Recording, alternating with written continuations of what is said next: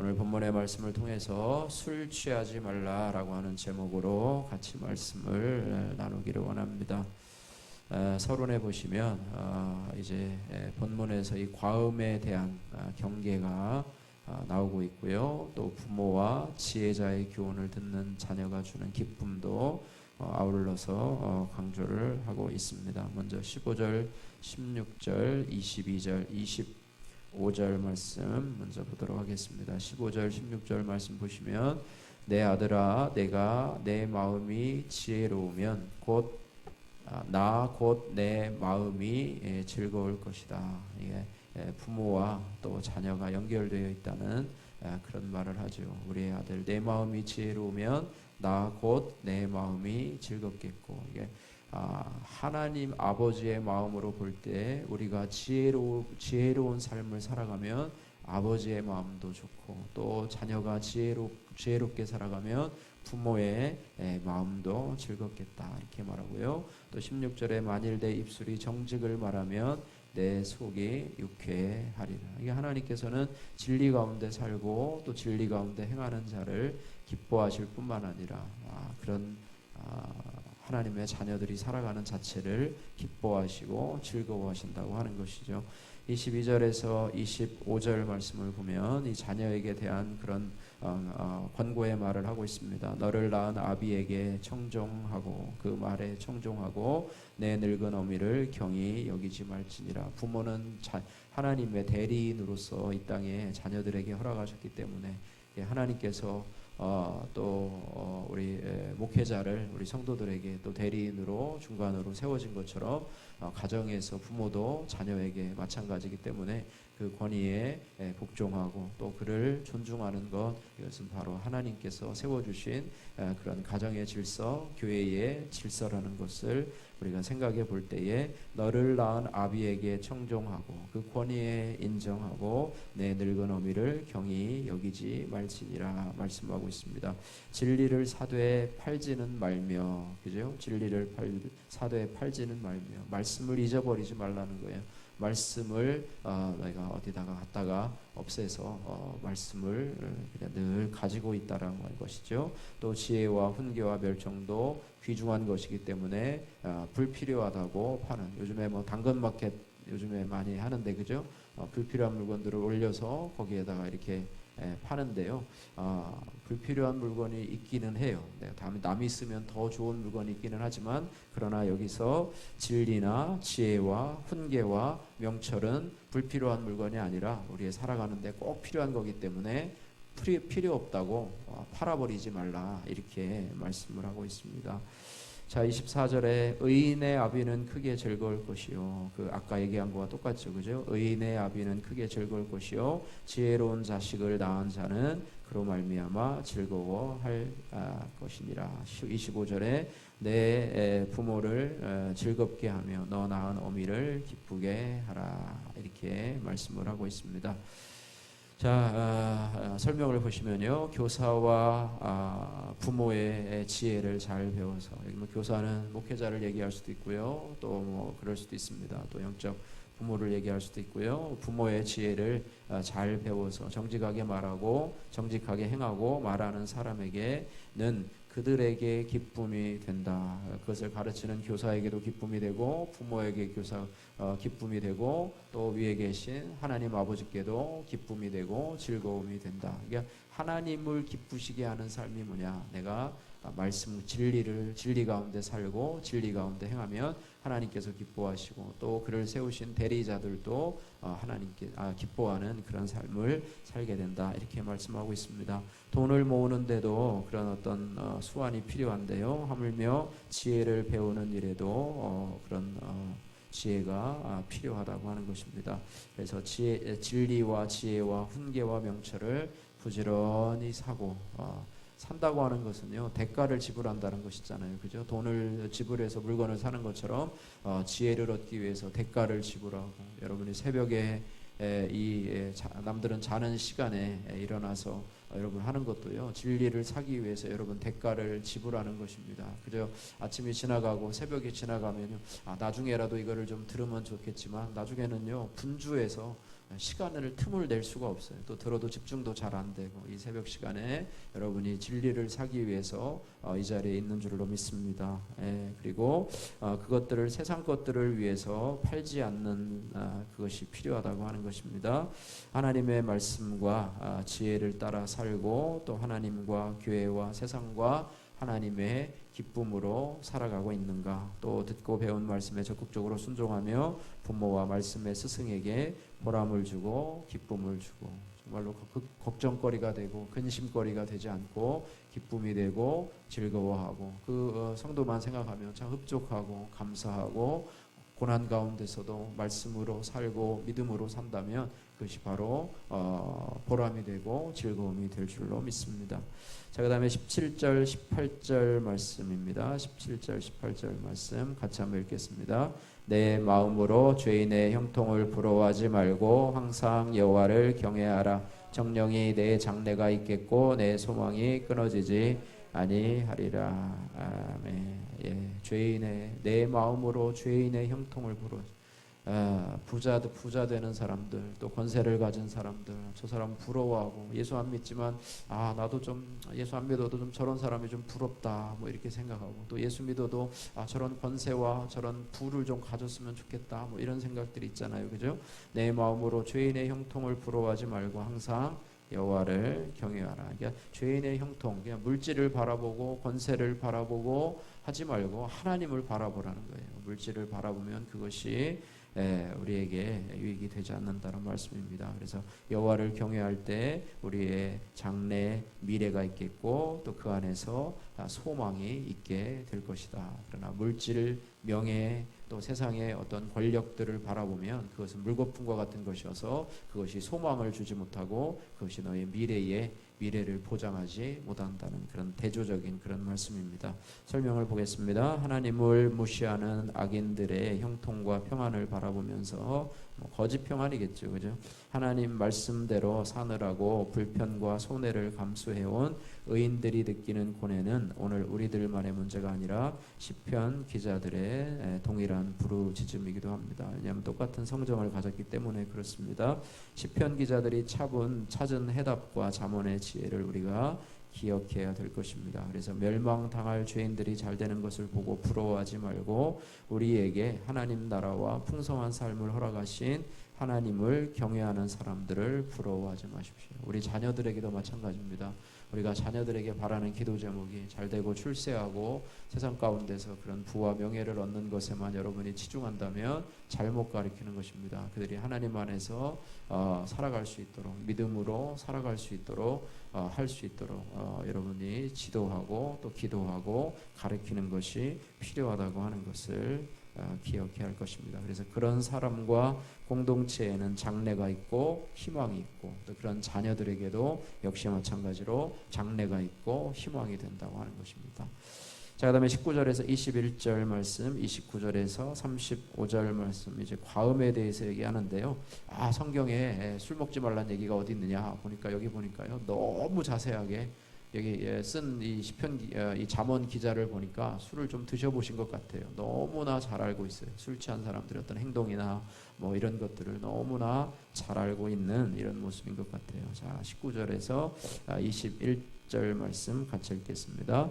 내 아들아, 너는 듣고 지혜를 얻어 내 마음을 바른 길로 인도할지니라. 술을 즐겨하는 자들과 고기를 탐하는 자들과도 더불어 사귀지 말라. 술을 취하고 음식을 탐하는 자는 가난하여질 것이요 잠자기를 즐겨하는 자는 헤어진 옷을 입을 것임이니라. 아멘. 자, 29절에서 35절 말씀입니다. 재앙이 네게 있느뇨, 근심이 네게 있느뇨, 분쟁이 네게 있느뇨, 원망이 네게 있느뇨, 까닭 없는 상처가 네게 있느뇨, 붉은 눈이 네게 있느뇨, 술에 잠긴 자에게 있고 혼합한 술을 구하러 다니는 자에게 있느니라. 포도주는 붉은 잔에서 번쩍이며 순하게 내려가나니 너는 그것을 보지도 말지어다. 그것이 마침내 뱀같이 물 것이요 독사같이 쏠 것이며 또 내 눈에 괴이한 것이 보일 것이요 내 마음은 구부러진 말을 할 것이며 너는 바다 가운데에 누운 자 같을 것이요 돛대 위에 누운 자 같을 것이며 내가 스스로 말하기를 사람이 나를 때려도 나는 아프지 아니하고 나를 상하게 하여도 내게 감각이 없도다. 내가 언제 깰까 다시 술을 찾겠다 하리라. 과음에 대해서, 술 취한 것에 대해서 말씀하고 있는데요. 술을 20절에 보니까 술을 즐겨하는 자들과 고기를 탐하는 자들, 또 21절에 술을 취하고 음식을 탐하는, 술을 먹을 때 술만 먹는 게 아니라 고기도 같이 먹고 음식도 같이 먹는데 그런 부분을 말씀하고 있고요. 자, 그 다음에요, 29절 말씀에 술을 취하는 자들의 재앙이, 또 근심이, 분쟁이, 원망이, 술 취하면 까닭없는 상처, 또 붉은 눈, 술에 취해서 붉게 되고요. 또 술에 잠긴 자에게 또 혼합한 술, 칵테일을 뭐 섞어서 마시는 요즘 그런 거 있죠, 그죠? 포도주는 이렇게 하고 그것을 보지도 말지어다. 31절에 마침내 그것이 가면 뱀같이 너를 물 것이고 독사같이 쏘고 내 눈에는 괴이한 것이 보고 헛된 것이 헛것이 막 보이고요. 내 마음은 구부러진 막 평소에 하지 않던 막 속에 있는 막 불평과 불만을 막 쏟아내는 그런 부분들을 얘기하고요. 너는 바다 가운데 누웠잖아. 뱅뱅 도니까 바다 위에 누운 것처럼 둥실하면서 술에 취해가지고 어질어질한 모습, 돛대 위에 누운 자가 될 것처럼 그렇게 될 것이고, 또 술에 취해가지고 사람이 나를 때려도 아프잖아요. 그렇잖아요. 술 취하면 그렇잖아요. 안 드셔보셔도 잘 모르시죠? 나를 상하게 하여도 내게 감각이 없도다. 내가 언제나 깰까 다시 술을 그렇게 하면서도 또 술을 찾고, 그래서 술이 주님이 되는 것이 아닙니까? 술주자 주님으로 섬기는 일종의 그들의 신앙과도 같은 것 같아요. 그래서 그런 부분들입니다. 자, 설명을 보시면 과음과 과식과 지나친 잠은 우리 삶을 어리석고 나태하게 만듭니다. 특히 과음에 빠진 사람은 뭐 이제 더 나오게 되면 알코올 중독에 이르게 되면 결코 거기에서 헤어나지 못하는 것이지요. 그런 사람은 스스로 망해가는 모습을 보지 못하고 술에 매이고 술에 종노릇하고 술을 먹지 않으면 견딜 수가 없고 술이 자기의 주인이 되어버리는 그런 모습으로 이제는 자기가 거기에 노예가 되어버린다고 하는 것입니다. 술은 재앙을 불러오고요, 상처를 가져오고 정신착란과 실수를 유발하고 죽음조차 평안으로 인식하게, 어떤 마약의 효과가 있다는 거죠. 그죠? 뭐 몰핀 또 마약을 먹으면 막 이렇게 막 하는 것처럼 술도 마찬가지로 그런 어떤 그런 효과들이 있기 때문에 그렇습니다. 그래서 살았으나 죽은 자가 되게 합니다. 술을 절제할 수 없다면 그것을 쳐다보지도 말고 술자리를 좋아하는 친구들과 어울리지 않고 그 자리에 가지 않는 것이 낫습니다. 적당히 술을 즐기면 사회생활하기 힘들다는 핑계에 속지 말고 진리와 성령의 능력으로 친구들을 감화시키십시오. 술 문화를 거스를 수 있는 건강한 문화를 만드는 일에 힘과 지혜를 모으십시다. 술을 권하는 사회라고 하는 그런 책인가요? 그런 제목도 있는데요. 술에 대해서, 그래서 그리스도인과 술은 함께 갈 수 없다는 것을 늘 기억하면서, 교회 다니면서도 술 드시는 분들이 아직도 많이 있고요, 담배 피는 분들도 많이 있고, 뭐 그것은 뭐 외적인 부분이라지만은 뭐 그 외에도 뭐 교회 따로, 세상 생활 따로 뭐 이렇게 하는 사람들이 참으로 많은, 술 담배는 뭐 그 중에서도 가장 저급한 것이긴 한데요. 뭐 이중 생활을 하면서도 어쨌든 교회에 붙어 있는 사람들이 많이 있긴 한데, 이런 부분에 대해서 특별히 그 과음과 과식에 대한 그런 부분들, 식탐과 또 술탐에 대해서 그 해악에 대해서 설명을 하고 있습니다. 좋지 않은 결과를 가지기 때문에 그것을 보지도 말고 쳐다보지도 말라, 이렇게 말씀하고 있습니다.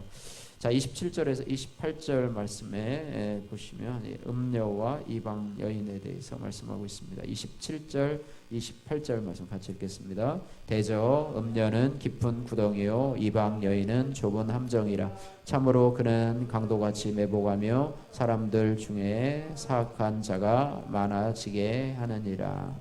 아멘. 음녀와 이방 여인에 대해서 거의 동급으로 얘기를 하고 있는데요. 음녀, 뭐 음란한 여인으로 하게 되는데요.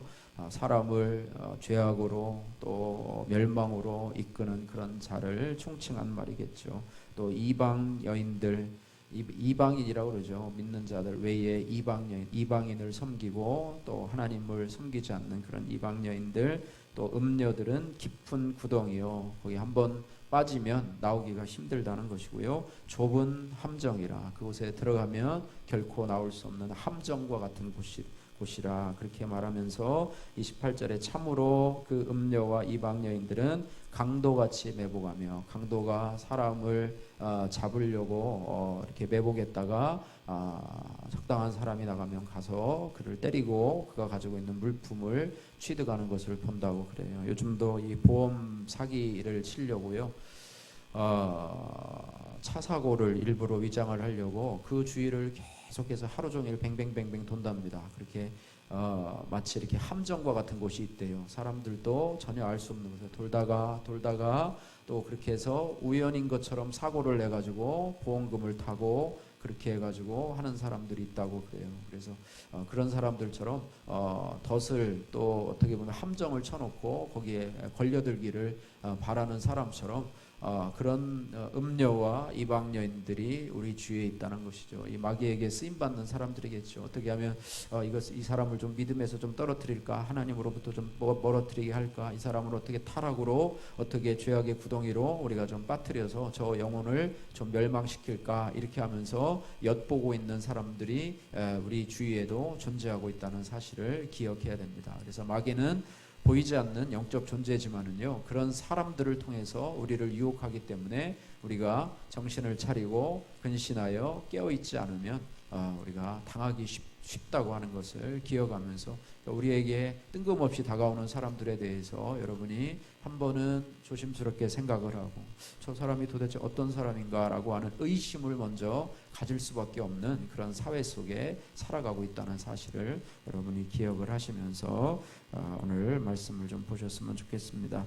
자, 마지막 설명 보시고 말씀을 마치겠습니다. 음녀와 이방 여인은 잠언에서 여성으로 의인화되어 표현되고 있는 지혜의 대적, 지혜의 근본 되신 하나님의 대적인 이 사단 마귀의 어떤 쓰임받는 그런 존재를 의미하고 있습니다. 하나님의 교훈과 지혜에 내가 귀를 기울이지 않으면은요, 음란과 부정함과 미련이라고 하는 음녀가 또 마귀가 파놓은 깊은 함정에 빠질 수밖에 없다고 하는 것입니다. 그래서 정신을 바싹 차리고, 요즘 이 말이 요즘 저희들에게 계속 오죠, 그죠? 정신을 좀 차리라, 정신을 좀 차리고 근신하여 깨어라. 정신을 차려서 지혜의 길을 또 생명의 길을 걸어서 곳곳에 우리를 해치려고 하는 우는 사자와 같이 삼킬 자를 찾아서 두루 다니는 그런 사단의 모습을 매복해 있는 그런 죄악의 길을 우리가 분별하고 피할 수 있는 그런 저와 여러분들이 되면 좋겠습니다.